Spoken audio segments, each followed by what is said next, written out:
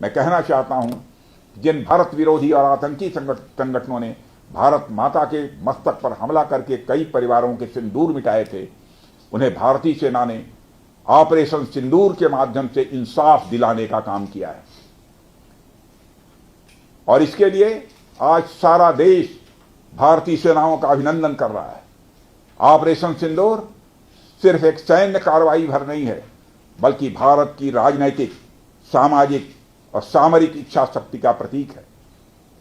यह ऑपरेशन आतंकवाद के खिलाफ भारत की दृढ़ इच्छा शक्ति का और सैन्य शक्ति की क्षमता और संकल्प शक्ति का भी प्रदर्शन है।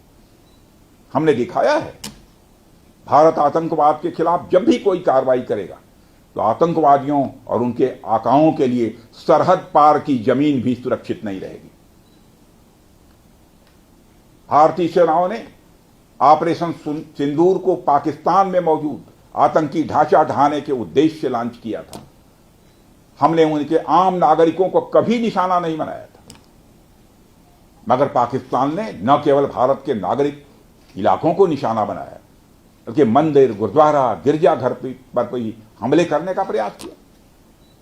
भारतीय सेना ने शौर्य और पराक्रम के साथ साथ संयम का भी परिचय देते हुए पाकिस्तान के अन्य ठिकानों पर भी प्रहार करके करारा जवाब दिया है।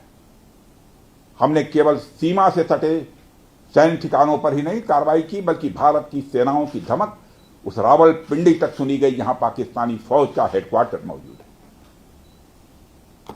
मित्रों, भारत में आतंकवादी घटनाएं करने और कराने का क्या अंजाम होता है, यह पूरे विश्व ने उरी की घटना के बाद देखा, जब हमारी सेना ने पाकिस्तान में घुसकर सर्जिकल स्ट्राइक की। पुलवामा के बाद देखा, जब बालाकोट पर एयर स्ट्राइक की गई। और अब पहलगाम की घटना के बाद दुनिया देख रही है कि जब भारत ने पाकिस्तान के भीतर घुसकर मल्टीपल स्ट्राइक्स की हैं। आतंकवाद के खिलाफ जीरो टॉलरेंस की नीति पर चलते हुए हमारे यशस्वी प्रधानमंत्री श्री नरेंद्र मोदी ने स्पष्ट कर दिया है कि यह नया भारत है जो आतंक के खिलाफ सरहद के इस पार और उस पार दोनों तरफ प्रभावी कार्रवाई करेगा। यह हमारे प्रधानमंत्री जी ने स्पष्ट रूप से यह संदेश दे दिया है।